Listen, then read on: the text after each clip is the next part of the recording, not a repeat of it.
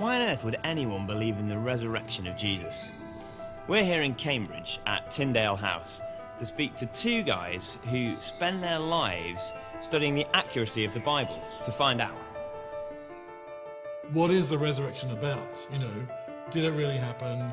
What really happened to Jesus? And what will happen to the Christian who's joined Jesus, in the end? Crucifixion was a public event. It was always done somewhere which would be seen, and in the case of the Gospels we see it set by a road. That's why it talks about people passing by. The Romans were good at executing people. Their soldiers were professionals. They'd done it many times, and so the thought that they could crucify someone and somehow this person might survive, I think it is just ridiculous. It went on for a long time. They would check that they were dead at the end. This is what Christians believe. Christ died for our sins, that he was buried, and he was raised on the third day, according to the Scriptures. Well, what we can see clearly when we look at the accounts of the resurrection in the four Gospels is that they haven't been created by some collusion. They're independent accounts, so you expect them to be independent and different. That's not a problem. In fact, if there had been collusion, we would expect people to try to get rid of any differences between them and to make sure they fit very neatly together, which they don't. Who was at the cross? The women. Who went to see where they laid Jesus in the garden, in the tomb? The women. Who were there on that Easter Sunday morning? The women. That they have the continuity. The women provide the continuity, and they provide the witness. They see the empty tomb.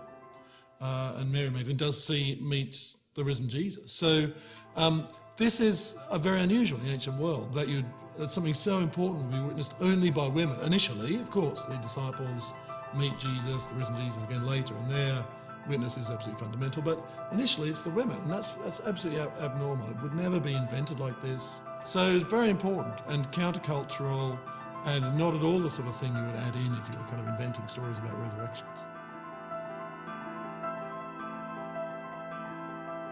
In the Gospels, I think we're dealing with a bodily resurrection, something that's tangible, something that leaves the tomb empty. So that body has actually come out of the tomb. So it's that sort of way. And also in the epistles, it's so striking that this is bodily, because Christians start building a doctrine on this. They start saying, because Christ has been raised physically, that means Christians also will be raised physically. Right from the very beginning, Christianity spread fast. How did it spread? Because it had a message. The message isn't just that someone died. It isn't even just that someone died and rose again. It's actually that someone died and rose again and brings new life because their death is on behalf of others.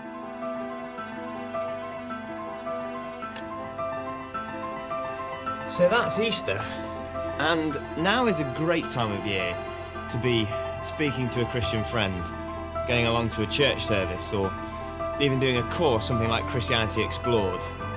Because the Bible's Easter story is making massive claims, but if the evidence points to those claims being true, then it definitely bears us investigating it further.